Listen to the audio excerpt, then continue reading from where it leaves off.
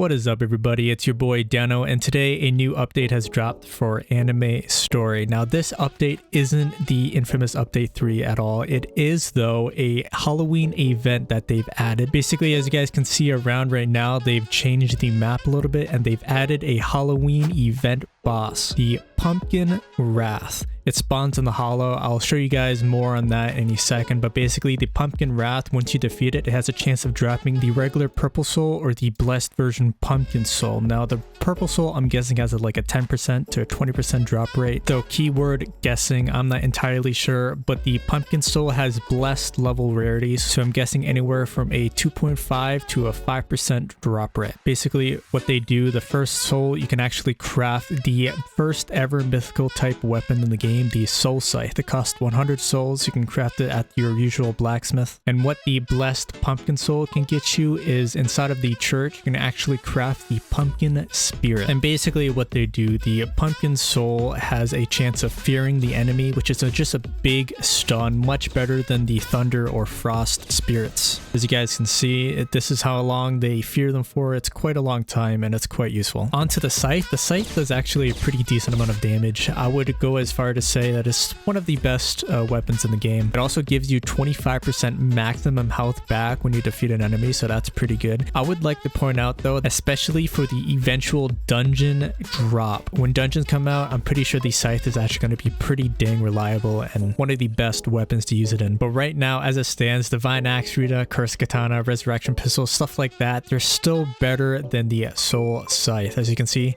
Resurrection Pistol does the same amount of damage, but it also comes with an ability which the Soul Scythe doesn't. The only thing a Soul Scythe extra gives you is just a 25% max health regen after defeating an enemy. Other than that, something like the Divine Axe Rita or the Cursed Katana, the Divine Axe Rita does about the same amount of damage as Soul Scythe or Resurrection Pistols, but the Cursed Katana even, of course, does more damage when you proc its ability, which you can see right there. So Cursed Katana even can be somewhat debatable as being better than the Scythe, but like I said, the Scythe will be one of the best weapons to use when the dungeons come out, and it's also pretty decent in PvP since you get 25% HP back. Now on to the boss himself. He spawns in the hollow world. As you guys can see, he's right there, and his second mode actually has some cool music that he plays as some boss music. Basically, this guy's level can go from anywhere from 1,000 to 2,000, and when he's cursed, it can go from anywhere from 2,000 to 4,000. He has quite a lot of HP right now. He is cursed, but like I said, especially with the scythe, when you are taking some damage, you want to survive quite a bit. You could also just go to the side and just, you know, get some slight HP back. That is a slight strat you can use, but then again, you can always just use your death mark and hopefully you'll be able to do a lot of damage fast enough. Other than the event boss, the last thing that they've added is event quests for every event that happens in the game, like the meteor spawning or the one Dio, stuff like that, when they spawn in every 15 minutes. As you can see, the Espada has appeared at the Hollow World. This is the one for the Soul Reaper, and it's to the left, as you guys can see, right above Cell Games. The Espada one, right between the Hollow and the Namek place, is where the Espada one, if you want to do this quest. And they all give you the same amount of rewards at the bottom left, no matter which event quest that you do.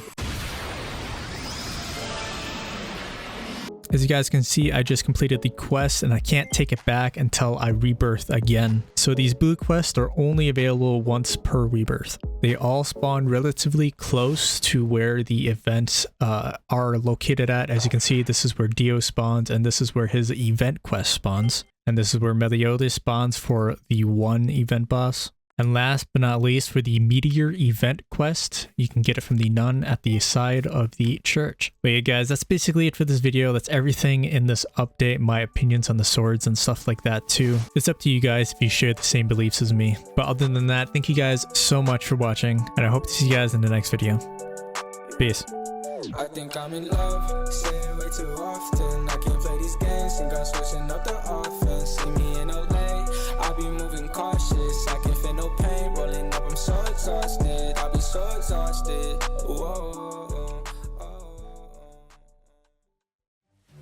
I hate rain, dude. It's so annoying, dude. Keeps on ruining my audios, bro.